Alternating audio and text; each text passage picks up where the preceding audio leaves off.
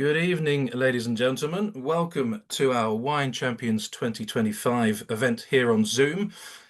My name is Gil. I'm one of the event managers here at the Wine Society, and I'm thrilled to be joined by my colleague, Society Buyer and Head of Wine Champions, Fiona Hayes. Fiona, good evening to you. Evening, everyone. How exciting. And my first ever online tasting. Is that right? It is, Ah. yeah. Well, there we go. There we go. And what a one to start with, Wine Champions. Um, uh, uh, we'll get into a bit of detail about Wine Champions in a bit, but this is a campaign or an offer that we've done for the last quarter of a century, 25 years. It's one that we very much look forward to each and every year as well. It's a thrill to sort of be involved in areas where I have been personally, but also see everything that goes on, both in the spring tastings and indeed the offer as it goes live now in July. But before we talk, Fiona, a little bit about the session, and members over the next hour or so will divulge some stories that have come about, perhaps some first-time winners, some repeat winners, maybe some other stories that have come up as well throughout the course of the tasting sessions earlier this year. But to help us with tonight's tasting, we've created a tasting kit consisting of 100 ml measures of 6 different wine champions this year. Members, perhaps several of you are joining Fiona and I with a pack yourselves. Perhaps you've bought a different wine from the release from our champions, or maybe one of your own favorite wines, perhaps even no wine. Any and all is absolutely fine. But members, as always, we'd love to hear from you, whether you've got a glass in hand or not. We love that bit of interaction. I can see many of you are already contacting on chat, letting us know where you're joining us from. Fantastic to have you all here with us tonight. Let us know what you've got in your glass. Let us know if you've had any of these wines as we're tasting them or tasting along with us. We love that interaction. We love that communication between yourselves and us and indeed each other. So do use the chat feature for that. If you have any questions for Fiona or myself, we'll do our level best to get through all the questions that you may have and hopefully answer them as well. But if you do have any, do please use the Q&A feature here on Zoom for those. That just allows Fiona and I to see those questions far more easily than if they were in the chat. We could get lost in the thread. And as I say, we'll try and get to those questions throughout the course of the evening, or perhaps a little bit towards the end as well. My final bit of housekeeping before we really start with the nitty-gritty of the event. Should you have any technical difficulties, any connectivity issues, we will do our level best to help resolve those. I'm not an IT technician. Fiona, I'm not sure about yourself, but I will try my Definitely best not. to Sorry. help. You can contact us one of 3 ways. You can email us, tastings@thewinesociety.com, or you can message us, direct message us via the chat feature here in Zoom. The final way is you can click the react button and then raise hand. That'll pop an icon up on Fiona and my screens, and we'll get in touch with you. But as I say, I hope that doesn't happen and we have a nice smooth event for the next hour or so. Well, that's enough of the housekeeping, Fiona. I've talked far too long as the introduction there, but why don't we start by a little bit of an overview of Wine Champions, the hows and whys, and sort of how it took place this year. Yeah, absolutely. So, as you said, Wine Champions has been around for about 25 years now. It was started originally by Sebastian Payne, MW, who was the head of wine back then, and it was initially an internal exercise for him to basically keep a check of what his buyers, his buying team were buying, but also understanding the vintage as well. And he thought it was a great opportunity for other buyers to gain knowledge of what's happening elsewhere other than their buying sort of remit. As buyers, we don't often get to taste things outside of the areas we're covering. So during these tastings, he was like, these wines are amazing. This wine's perfect. We should be shouting about these wines to our members. What better way to do that than through a commercial sort of campaign, which then became Wine Champions, which is one of our most successful campaigns throughout the year. And a great way to communicate to our members what wines are tasting well now. This is the first year I have organised and been responsible for the Wine Champions campaign. I took over from Matthew Horsley. When I first started at the Wine Society in March 2024, I joined during Wine Champions blind tastings. So it was great, and it was a great opportunity to taste wines that I would be looking after, but also elsewhere, and see what sort of styles and vintages were working, etc. So what does it actually involve? There are 15 tastings that happen. Each tasting has a different theme and style of wine. So we have Bordeaux and Bordeaux blends, Pinot and Gamay, sparkling and champagne, sweet and fortified, Italian reds, except Chardonnay. And we taste during a month period. So it's very rare to have buyers all in one place in the UK, not traveling. Having tried to manage people's diaries, it was a logistical nightmare, to be honest. I'm glad it took place, managed to happen. During those tastings, we try and group the wines. It depends on the tasting, but usually by price point. So we start off with the sort of up to £10, and then 10 to 15, 15 to 20, etc., depending on the type of tasting it is. We all taste blind. We don't know what the wines are. Yeah,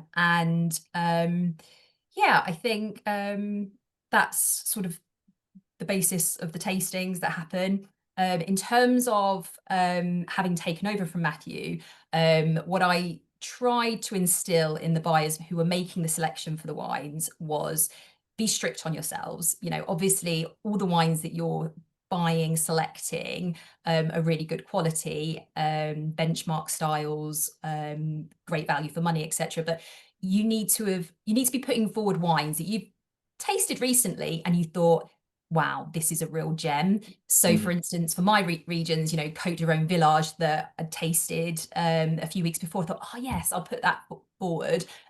Just one rather than like 5 or 6. So we really are putting forward the best of the best. What else? Another sort of change that I thought along with this was to try and be stricter during the actual tastings. So how we mark the wines, 2 points is a wine champ. 1 point is it's really good. I think it could probably be a wine champ maybe next year. But today I'm not feeling that it's tasting as well as it could develop. And then 0 is you don't really think it's a wine champ. And we do this scoring process. And up until this year, 70% and over became a wine champ. Whereas this year, I've made it that 80% and over becomes a wine champ. We have a minimum of 5 buyers at the tasting one time. And once we've all tasted and we've done the scoring, if it's scored between 60 and 79%, we will often retaste, especially if people have given quite a lot of 1s and a couple of 2s, etc. So we try and be fair to the wine. You know, sometimes when you're tasting 80 plus wines, you know, it's normal that you could maybe miss the nuance of a certain style, etc. Or maybe it becomes more obvious later on when it's sort of had time to open up in the glass. So that's the second change. And then the third change was me being new to the business, and 2 new buyers as well, Harriet and Victoria. I asked them, because we were all members of the Wine Society before we joined, I was like, do you understand what Wine Champions is? And I think we felt that we didn't really understand what it was all about, and maybe internally and members who have supported the campaign and sort of been members for a long time were aware, but actually outside of that sort of bubble, if you like, people weren't as sort of knowledgeable or didn't really understand what it was all about.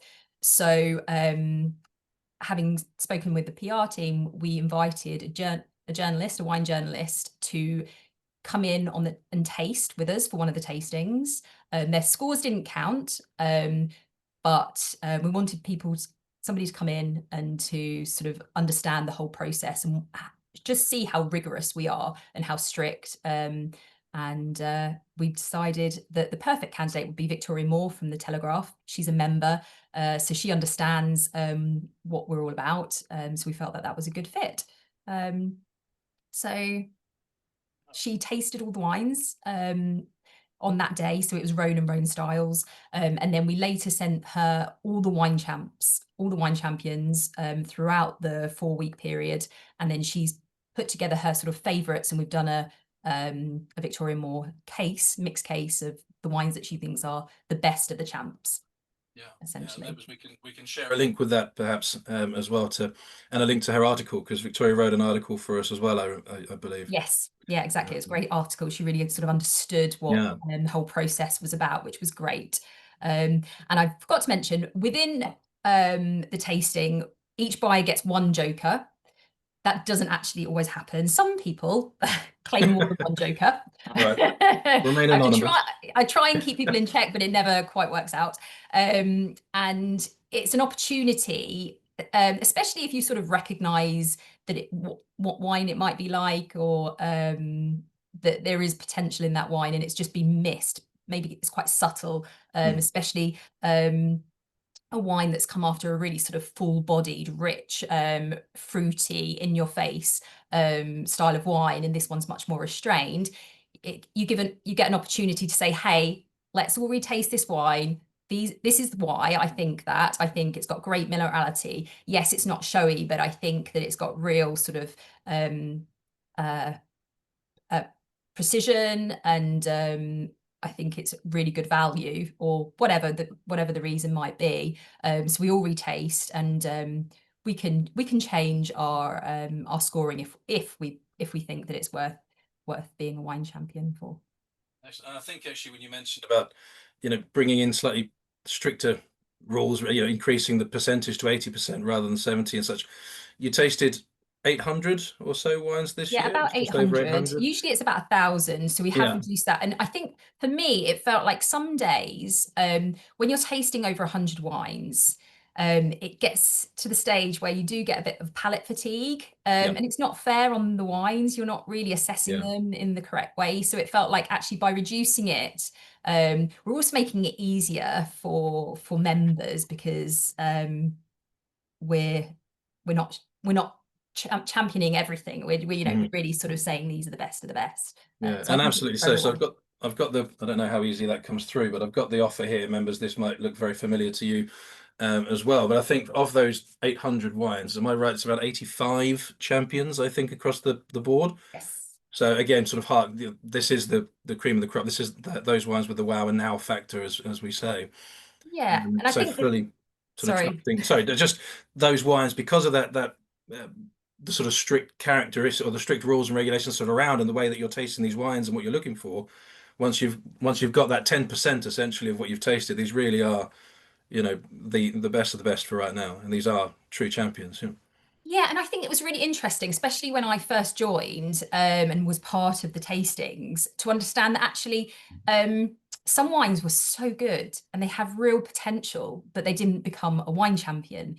And it felt a bit frustrating in a way, saying, this wine is fantastic. And especially when it was revealed what the wine was, it's like, wow, how did this not become a wine champion? And it's really a philosophy of, yes, it's great, but it will probably be great, even better in 2 years' time. So in 2 years' time, it will probably be a wine champion. But for right now, there's other wines that are drinking better, and for whatever reason, maybe the value side or whatever.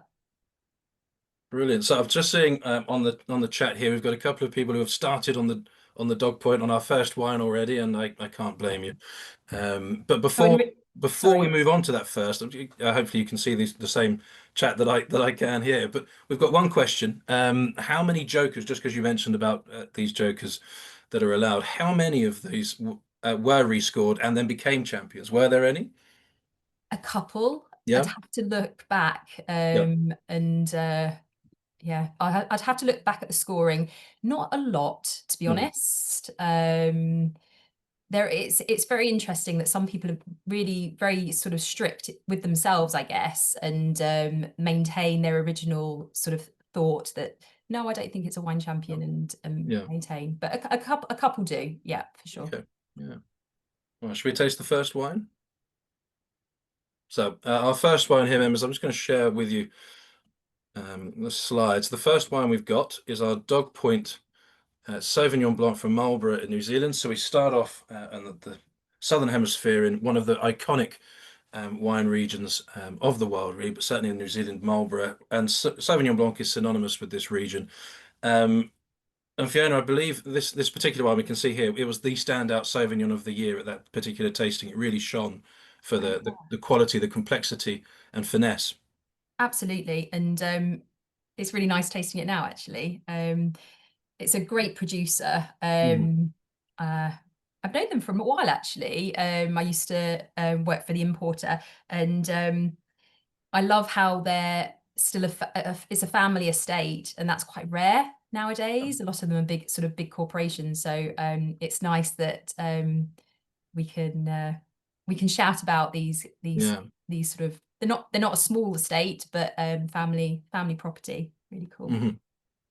So I've got a couple of other slides as well that I'll show just while we taste and talk about the wine because now this is our map of New Zealand. I quite like this map because it shows the contours and the mountain ranges and quite quite why most of the wine producing regions are on that eastern coast, whether it be the North or South Isle, as it's protected a lot by that sort of spine of mountain range that keeps the wet weather away. But I will zoom in because this is where we're looking at. Members, hopefully you can see my cursor. We're in this area just around the city of Blenheim. And Dog Points is, Fiona, as you mentioned, it's a family, a joint venture, two families, the Sutherlands Yeah, and the Healeys, is that right? it is. Who one, Ivan Sutherland was a viticulturalist at Cloudy Bay, and James Healy was a winemaker at Cloudy Bay as well. So they worked at this iconic winery of Cloudy Bay for many years. But alongside that, Ivan had already planted with his wife Margaret in the late 70s their own vineyard in Marlborough. So one of the sort of first really to head into that part of the world, pioneers really in the region. And it was at that point, after both James and Ivan left Cloudy Bay, they decided to start what became Dog Point. But that was in 2004, am I right there? Yeah, absolutely. Yeah. Using the Um, 2000, I think I've got a picture because they're the New Zealand's largest organic farm, I believe, or organic vineyard, and they began their conversion to organic back in 2009. So quite early on in their stage. But what I love is this in winter they have about 2,500 sheep that come in to graze and to keep the weeds and the grass, naturally sort of keep that short and keep that under control. Obviously, it adds the benefit of compost and manure as well. But there's a picture I always love to show, which is this. This is the welcome party, I presume. Whenever you go to Dog Point, you get welcomed by a herd of sheep coming your way. They all look friendly enough. Amazing. But I'm going to stop sharing this now because it is a fantastic wine, but it is it's perhaps, and I think a few comments have been made by members that it's not your archetypal perhaps style or your real classic, very passion fruity and limey and punchy and those sorts of fruit. There's a little bit more of I don't know, there's a slightly more smoky, a little more, well, I think there's extra complexity on this wine. Yeah, I wonder if that's because they use indigenous yeasts for the most part. So the real sort of character comes through Mm. of the vineyards that they're taking so much good care of, Yeah. working organically and everything. Whereas I think a lot of sort of bigger sort of estates probably use cultured yeasts to get certain flavor characteristics, that sort of tropical sort of notes that you get, Yeah. or Yeah.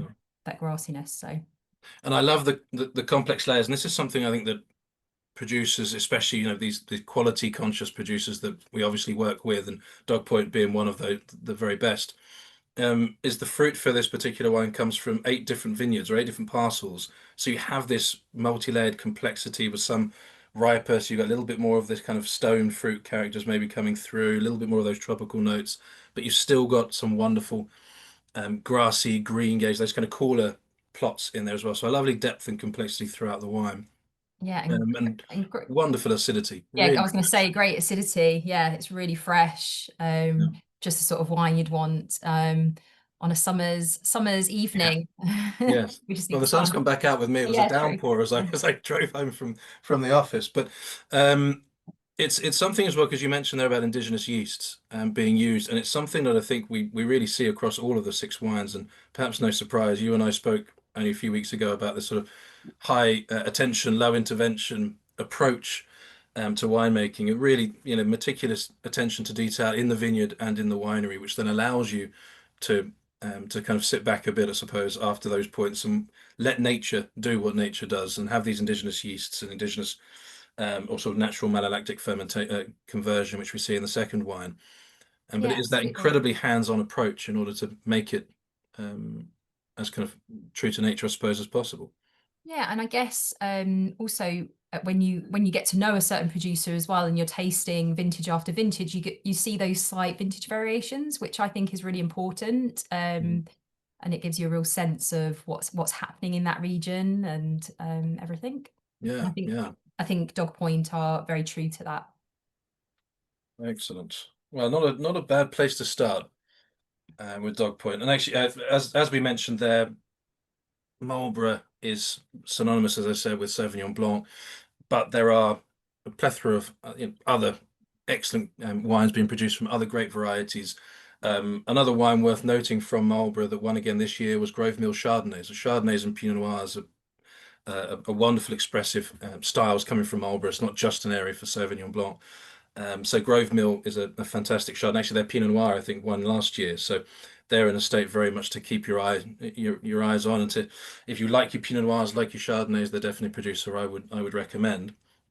And there's a little link there, perhaps, to our second wine, because we talk of Chardonnay, and our second wine, Famille Grossot from Chablis. And we are in the heartland. We're in Burgundy, in France. We're in the heartland, the original sites of Chardonnay. And as a variety, Fiona, we were talking off air a few moments ago. Chardonnay had a really strong showing this year. I think 8 winners from across the world, but 5 of which were Burgundy. So Burgundy's really come strong this year. In Yeah. particular, I didn't have detail actually to look back and see how many last year, but Yes, to be honest, I don't have the detail of the previous year to hand, but I think it was very New World heavy mm, in previous years. So it's really nice to see Burgundy back in the yeah. spotlight. Yeah, yeah. And this, this is a new wine for the society, I believe. It So, is, yeah. Toby's recently got it on board. It's an 18-hectare estate, and Yves Grosset is now in charge. She's fourth generation, mm, and 2022 vintage, which was a really good vintage. It was sunny, good quantities, especially after 2021, which really suffered in terms of yeah, yield because of various different uh, weather conditions, mainly the rain. So yeah, I think that it's nice that it became a wine champion, and the buyers really sort of saw this shine within the flight. Um, yeah, definitely. I'm just going to share a little bit. So there's the sheep again, but I'll move quickly on from those. So here we are. There's the wine itself. So we can see, what Toby was saying here about. I've got it here. One of the best, one of the freshest, one of the brightest Village Chablis that he's tasted recently, and it is a tremendous wine. And with Chablis, we are in Burgundy. I'll move to the next slide, but we are quite unique. So we're here. If you can see, sorry about the map. It's detailed but very small. We're in this region here, so we're quite a distance away from the majority of our Burgundian vineyards, and the climate here is a lot different. It's much cooler in this region, so we're getting far more of those kind of green orchard fruits and citrus fruits rather than say more of the stone fruits that we can get a little bit further south in the Côte d'Or and the Mâconnais. Um, but absolutely tremendous expression, very, very vibrant style. Let me just stop sharing this. And they come from most of their vineyards, as you say, about 17, 18 hectares. And they're around the village of Fraise, I believe. They're a small village yeah, about 3 miles away from Chablis town itself, but on these beautiful hillsides that have these commigerine soils, this clay and limestone. Um, yeah, exactly. Yeah, similar soils to Champagne mm, and the Côte d'Or. Um, but yeah, well, we're and I getting superb Chablis, lovely wine. Well done, Toby. The Chablis is lovely. There's lots of love for Chardonnay and for Chablis here. It's showing really well. It's got this really nice tanginess, I find, on the palate, and this just saltiness that comes through. Yeah. And during wine champions, or actually during a lot of blind tastings, sometimes it's really easy to be swept away with these sort of really fruity, in your face wines, and some of these more subtle wines like this get overlooked. But I think everybody scored this very highly. I think Yeah. it's yeah, it's very classy wine, and yeah, it's only £27, which for Burgundy is pretty good. Yeah, yeah, and we mentioned with the first one, obviously that indigenous yeasts. The same is true here.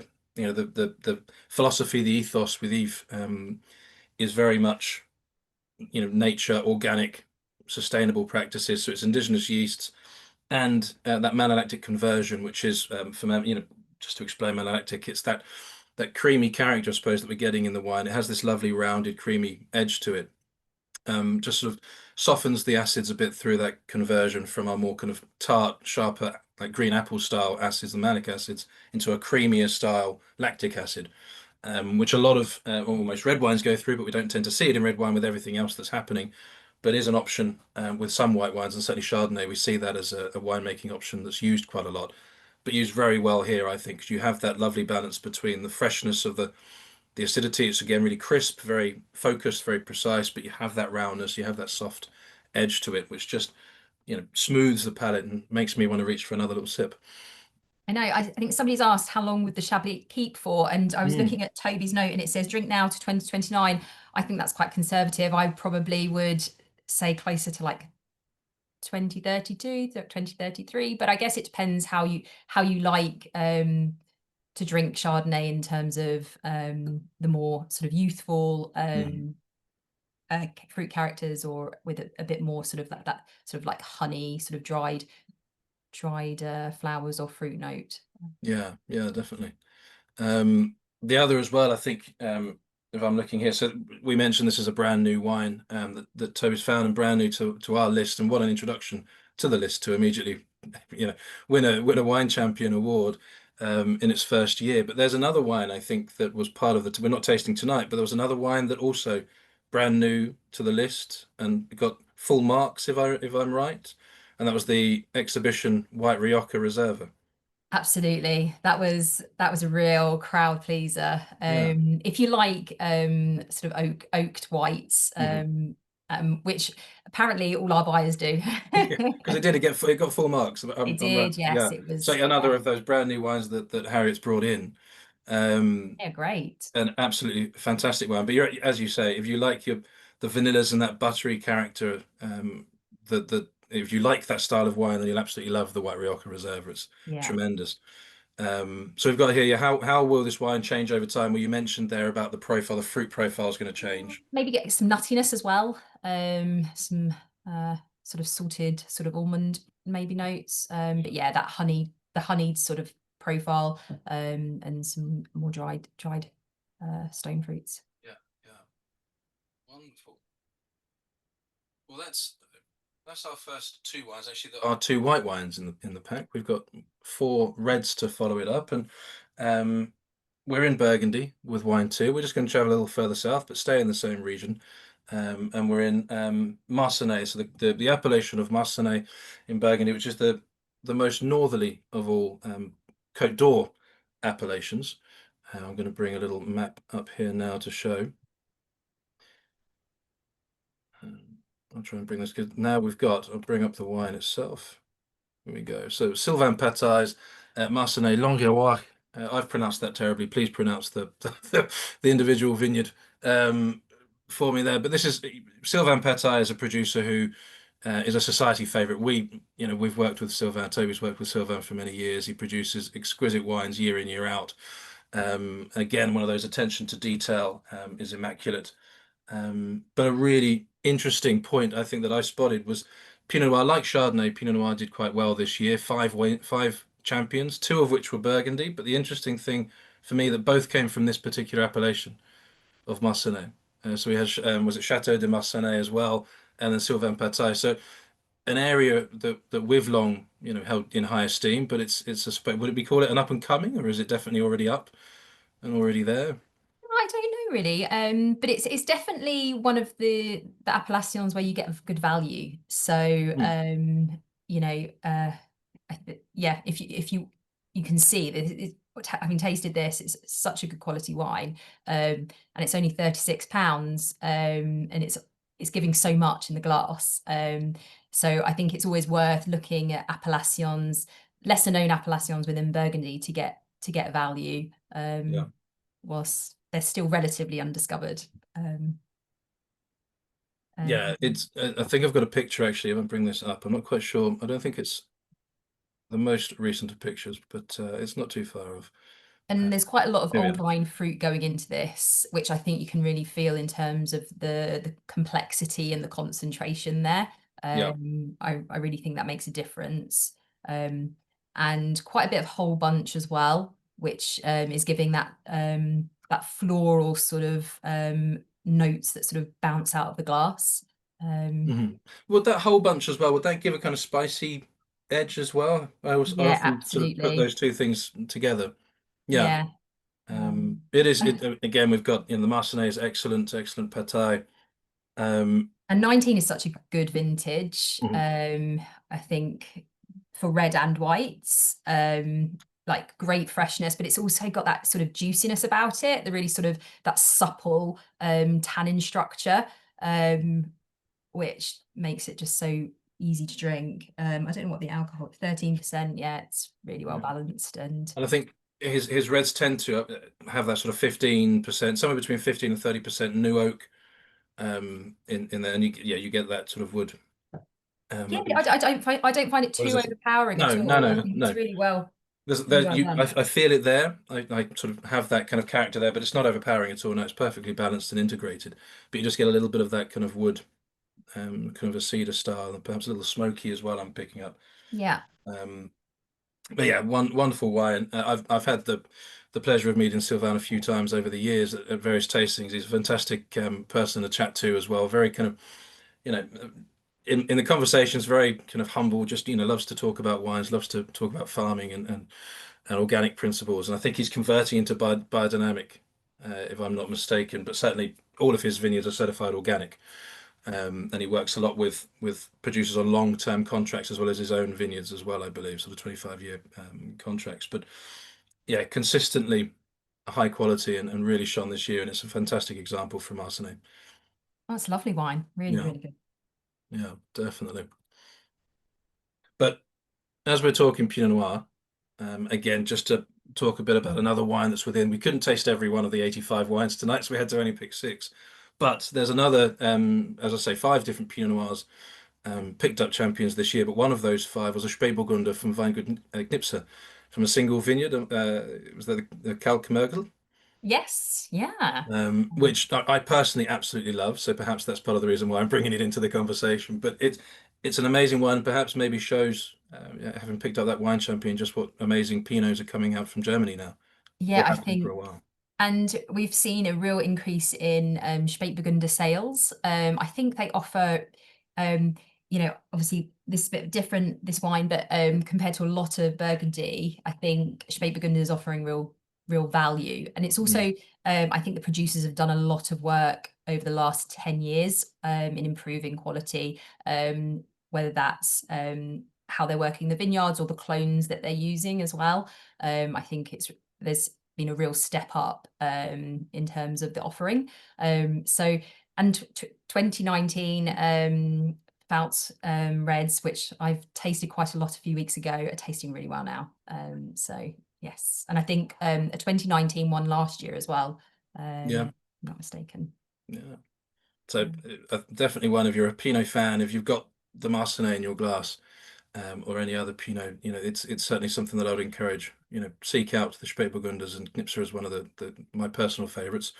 If that be a personal recommendation, but I'd love to know your thoughts if you've had it before, or if you have it soon. But yeah, wonderful, wonderful Pinot, and it's such a wonderful grape variety and incredibly difficult to cultivate and grow and produce, as you well know. But some exceptional examples are in this particular offer. Yeah. One thing I One thing I forgot to mention, which I said it to myself, I mentioned at the very beginning, is to do with our tasting notes, the tasting packs, is our fifth wine. So when we get to it, we can sort of explain a little bit more. But there is a little a little error in our tasting booklet. I think it's safe to say we have the wrong tasting note for wine five. For members, you may have picked up on this already, but I meant to say that at the very beginning. So what I'll do is I'll share the tasting note post-event with you all. But you will see that Chianti is written about, but it is going to be a Bordeaux that we're tasting. But more on that when we come to it in a few moments' time. But anything else you wanted to mention on Pinot Noir for Sylvain, or should we move to? We're back in the No, Southern Hemisphere, I think, aren't we? We're traveling down to South Africa for our we fourth are, wine. which did really well in Wine Champions this Absolutely, yeah, it year. did, didn't it? Eight, Lots of eight, South eight African champions, I wine. think. Yeah, did really well. Deservedly so. There were some great examples at all sort of the price band. Mm. So yeah. Yeah, so I wrote down here, yeah, eight champions. I think we've got blends, Chenin dominant blends. We have Chardonnay that won, and Bordeaux blends as well. Certainly picked up two or three, I believe, from memory. But there were two that were Syrah, Shiraz, that won. One from Cavignos, which is a fantastic expression of the grape, from Stellenbosch, and then this wine that we're looking at here, which I'll share on the screen now. This is the Solace. Let me just get it properly up. Here we go. Um, so this is the second of the two South African Syrah that won wine champions this year, and the one that we're showing. So this is the Solace Syrah from Elgin, and Elgin is one of those. It's a wonderfully cool climate region. It might be actually the coolest wine producing region of all of South Africa, certainly up there in the top, if not the coolest.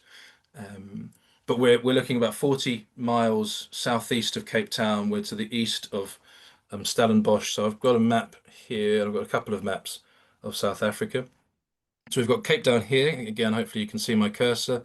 And we've got the region of Stellenbosch, but then we're in this area here. So Elgin, this kind of grey blue.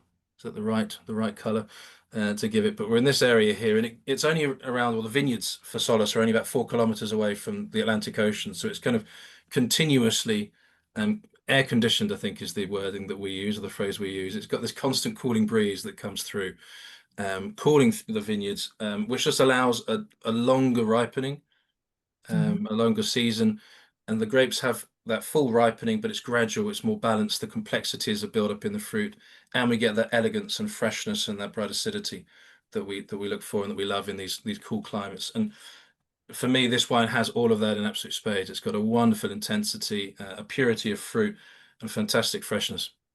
Yeah, and it's at I think over 400 meters altitude, so that Mm, helps with the cooling influence as well. As an example, there they harvest about 2 months later than in Stellenbosch. yeah, Doesn't look that far on the map, but two no. months is a pretty big difference there. Um, and Yeah, and I think we've got a member here who's just mentioned love the Syrah could be a good Northern Rhone easily, which is absolutely I couldn't agree more, and I think incredibly sort of high praise because it has that Northern Rhone character to it. I mean, as the Rhone buyer, you can tell me if when you tasted this wine, did you think, oh, this is yeah, it has South that Africa? black pepper note, Mm, spice, and yeah, almost black olive as yeah, well. yeah, Um, and I think the tannins are really well managed, and it's a very savoury finish, which I definitely feel is very Northern Rhone-esque, yeah. compared to some New World Syrahs that finish more on the sort of the sweeter sort of spectrum. No, it's very good. And it's only a Yeah, small estate, I think, as well, isn't it? it is. Yeah, so it's I believe so it's a kind of a more recent sort of second venture within the Iona wine farm.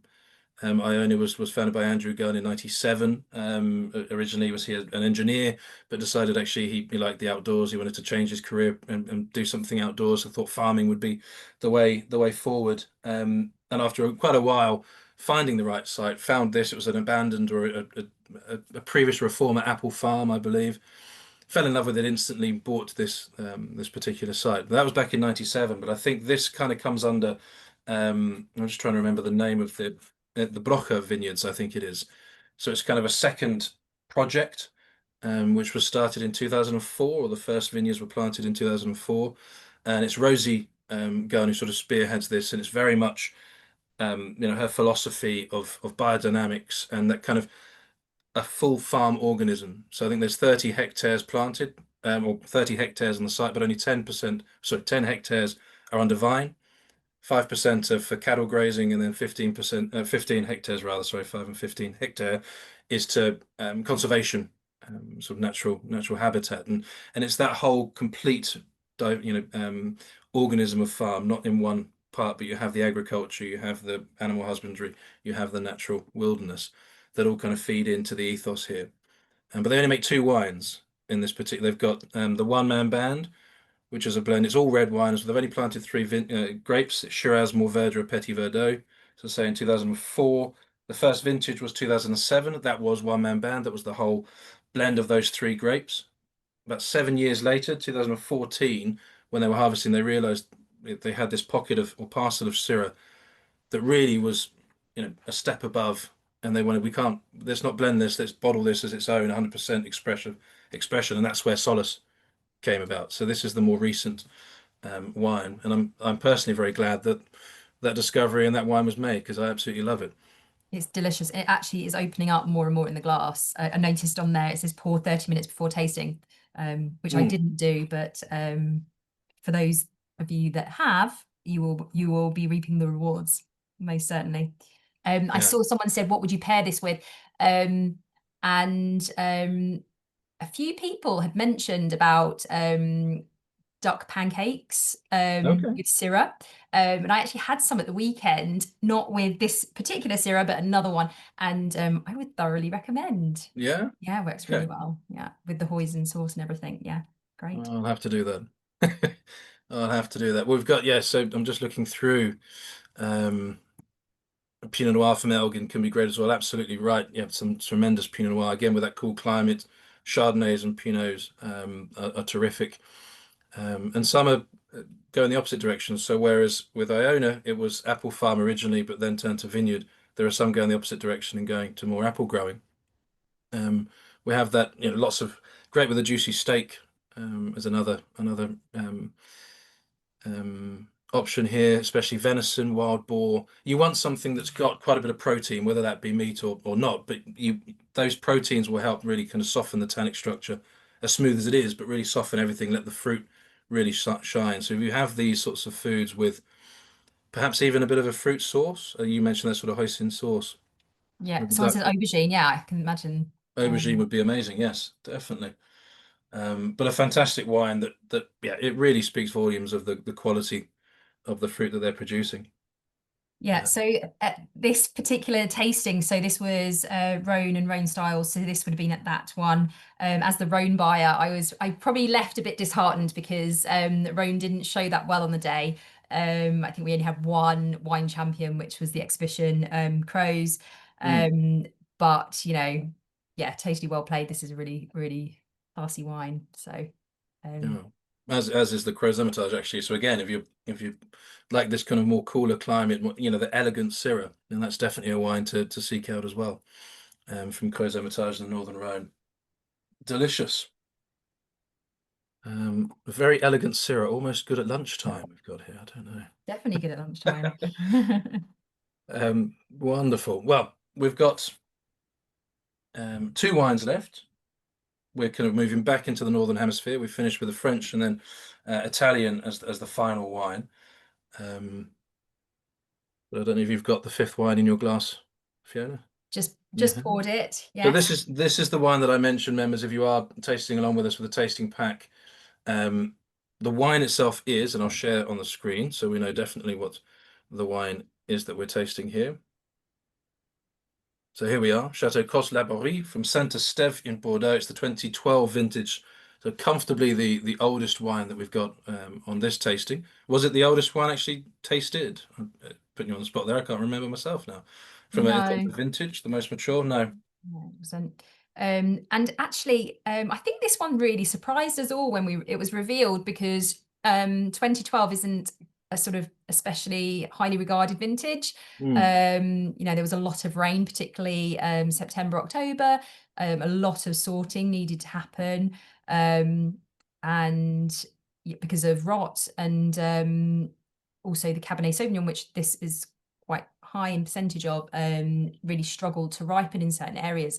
But you know, it just goes to show that with a good producer, even these sort of not these vintages that aren't highly regarded can do really well, Yeah. and age. So Hmm. yeah, it's really nice to see that, I think. Yeah, and I think as you mentioned in the notes, I had printed them here, but I was at the start. The wine hitting its stride, perfect place to open. You know, it's had that time to soften, to mellow. The tannic structure, as you say, of that dominant Cabernet in the blend is about 60% Cabernet. Sauvignon, something like that, is really, you know, it's opened out. It's tremendously complex as a wine. I've just got the map up here. I'm leaving it up because we're in Saint-Estèphe, which is around this sort of area. It's the most northerly of the Medoc commune. So I do have another map that zooms in a bit more, so we can see here.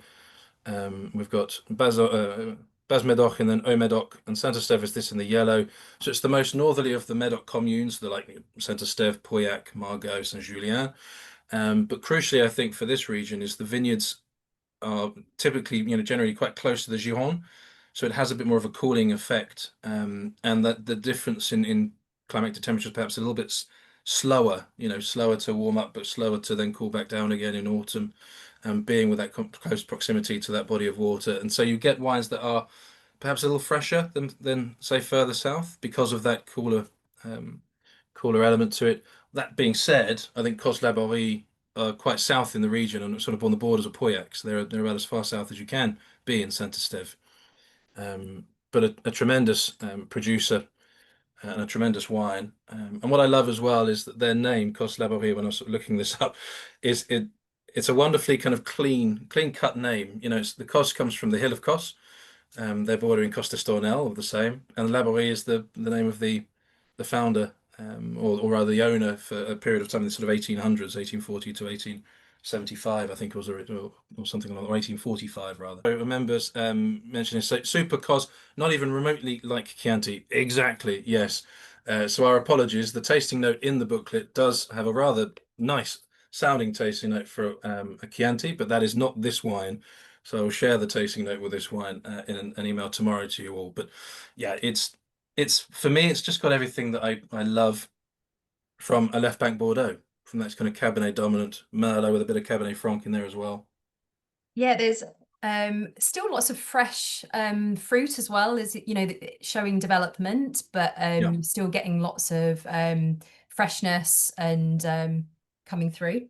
yeah, yeah. Yeah, really lovely wine. And That still there's has potential to age. I don't know what Matthew has said, drink to 2028, which I think is fair. I think it could probably go a bit longer, but mhm. um, But yeah, you're absolutely right. I think if tasting this wine blind, as of course you were, there's no way, looking at the wine, the color in the glass, the palette, there's no way that I would have this as over a dozen years old, you know, 2012 vintage.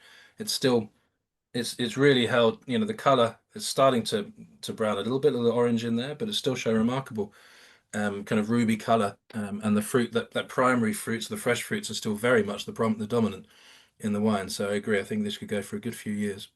yeah, and I think someone mentioned that it feels fresher on the palate than the nose had led them to believe, and I think I agree with that. I think it really sort of Yeah, excels on the palate, for sure. yeah, yeah, definitely.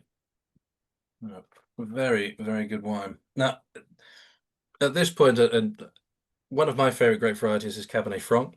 Um, and so I personally was thrilled to see that actually Cabernet Franc did quite well in this year's another of these little stories that comes out. And there's about 5% Cabernet Franc in this wine. So it's a tenuous link to mention the fact that there were three, I think, 100% Cabernet Franc that won a Yes, champion this year, and one Cabernet Franc dominant from South Africa. So I can't remember a time where we had that number, you know, three or four Cabernet Franc dominant wines sort of winning awards. So that's quite you know, that's quite an interesting little sub story.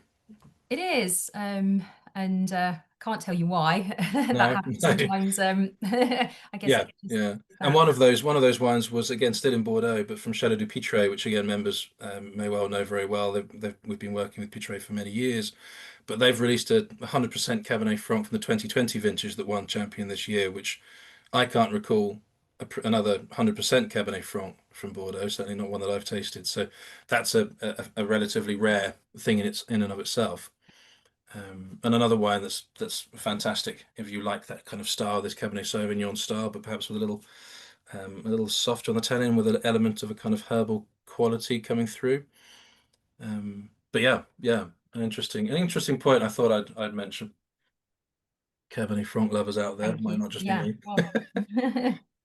Well, But we come to our final wine. Our final wine, which I hope the tasting note. Yep, the tasting note is correct for this wine. We're in Italy, and Italy again actually did incredibly well this year.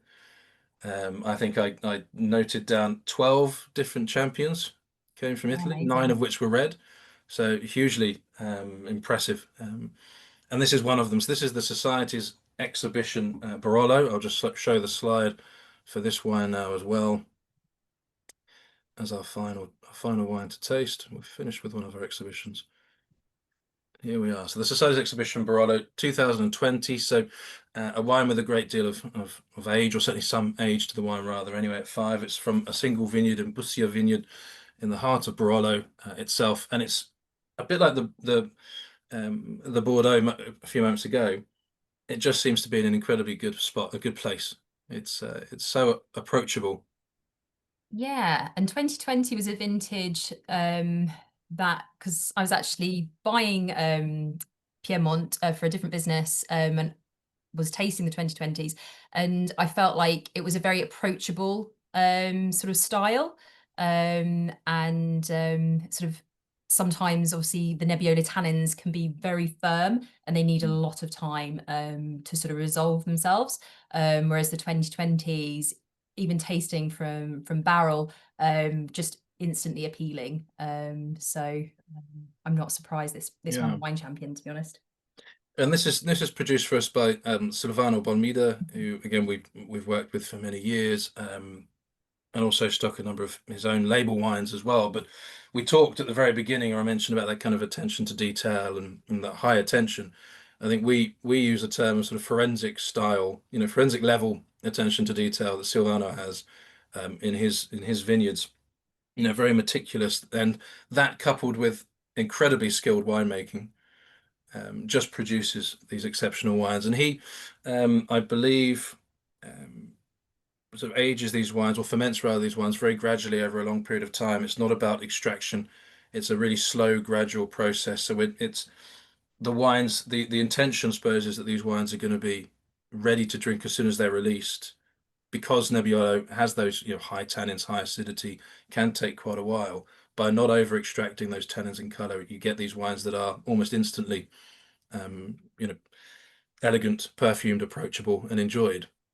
Yeah, and I really feel like sometimes when producers act in that way, especially for this particular one, you really get you really understand the region a bit more. It's not just about the wine and its power and the powerful tannins that need Mm. food or time to resolve. You definitely you sort of understand the region a bit more and the terroir that Yeah, comes through.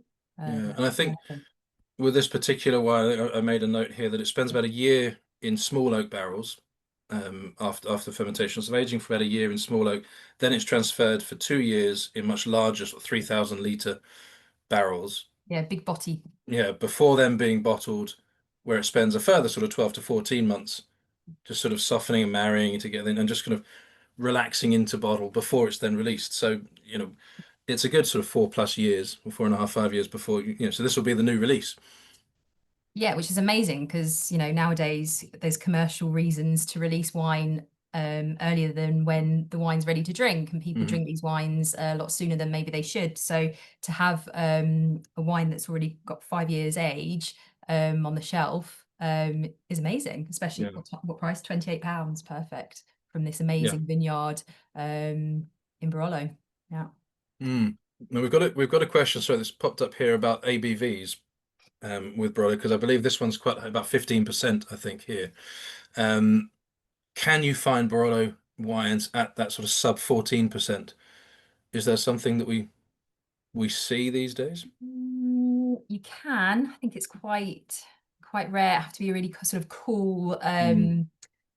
cool year. But yeah, Nebiola's quite a late ripening grape. So yes, and especially if you get the sort of Indian summers where the temperatures are quite warm in September, October, and everything. Yeah. It's quite easy for the alcohol to rise a little bit. I personally don't feel it, and I'm really quite sensitive to alcohol. I above 15%, I find a real struggle sometimes. This to me feels really balanced. But yeah, no, I understand not everyone wants to be drinking 15% wines. Mm. Uh, Is Nebbiolo then a variety that, like Grenache, towards the end of that ripening process, it accumulates the sugars a lot quicker than other varieties do? So you've got to be really spot on with your timing, or is Do you it? know what? I don't know if it accumulates it more than other grape Yeah, varieties, to be honest. Uh, yeah, but it I'm is quite. all like with all grapes, it's that timing of making sure you've got that the ripeness is there, the tannin ripeness certainly, in the. Absolutely. And I guess there are producers that will be picking earlier. Mm, That is a trend that you see in a lot of countries and regions. But you do have to be careful. Like if you pick too early, yes, you're getting lower ABVs, but then you're also probably getting underripe fruit, that sort of green sort of tannin as well that comes through on reds. And then it doesn't produce a balanced wine that's enjoyable. So um you have to sort of, yeah, it's quite complicated and hard, I guess, for winemakers, viticulturalists to make that picking decision. yeah, Because obviously everyone is more conscious of the alcohol, not only health reasons, but for duty reasons. But I think the main concern for them is to produce a well-balanced wine that has aging potential as well. yeah, yeah. And on that about aging potential, there's a question here. Obviously, one of the main categories with selecting wine champions when you're tasting is that now element. Drinking now. As you were saying, a few wines that were tasted were, this is a wonderful wine. I can see the quality there, but it needs a little bit of extra time before it can become Mhm. a champ. We've got a few members that, wines in particular, sort of wines three, I think it was, if I can look back up here, or certainly number six, so that final wine, the Barolo, perhaps needs that little bit of extra time. But I suppose in a way it kind of comes down to personal Personal preferences as taste, well. yeah. But And these, I well, guess, obviously, when you yeah. are tasting these wines, it's a case of, yes, the tannins might be strong, but it's in a place where this is drinking. Yeah, and it's actually a conversation that we have a lot during the discussions post the tasting at Wine Mm, Champions, and we're fighting for certain wines to go through. And people say, but this wine needs food. Yes, tasting it now, this is maybe out of kilter, tannins or the acidity or whatever it is. But so I guess it's a preference. And yes, some of these wines with the firmer sort of tannin grip are better with food.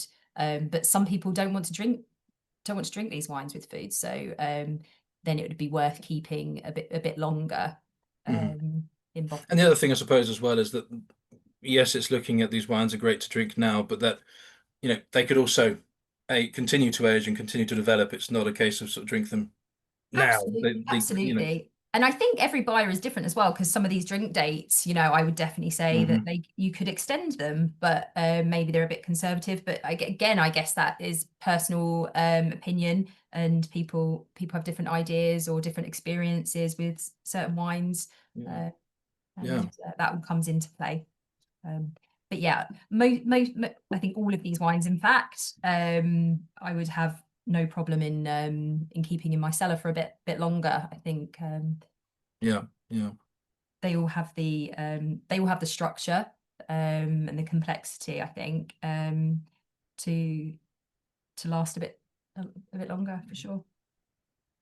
I can see here. I'm just having because we've got a few members that are letting us know what their favourites are. Those that have tasted along. So lots of love for wine five, which was our Bordeaux number three as well. So the Sylvain Pataille Marsannay.